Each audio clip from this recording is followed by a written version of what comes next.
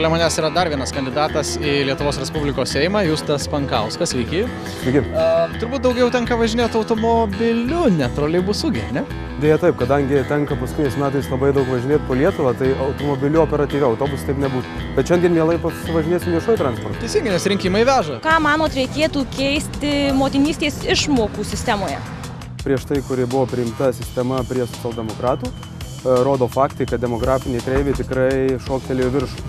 Tai aš manau, žiūrint į priekį ir ekonominėm tendencijom Lietuvoje gerėjant, reikėtų stengtis atgaivintą sistemą, bet jeigu nemokėti 100% išmokos pirmus metus, tarkim 70 ar 60, tai turi būti suteikta ir išlikti pastoviai teisė motinai užsiiminėti arba tėvui papildomo darbo ir gauti papildomų pajamų.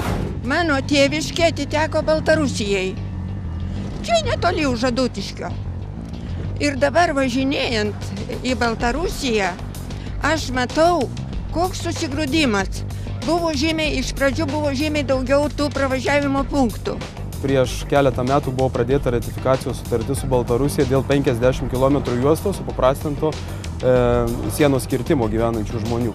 Baltarusijos pusėje iki šiol neratifikavo, Lietuva ratifikavo. Tai čia yra ir mūsų užsienio politikos klausimai.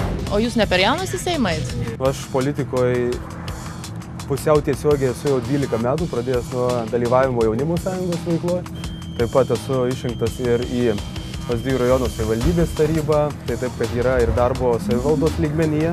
Tai manau, kad neturėjus patirties savivaldos lygmenį į Seimą būtų ėjimas per jauną. Ką daryti jaunimui, kuris baigia mokslus, kad neišvažiuotų į kitas šalis dirbti?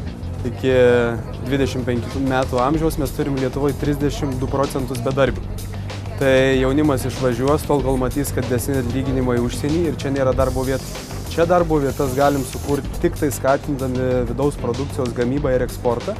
Tai aišku turi būti daroma gerinant santykius su užsienio šalim.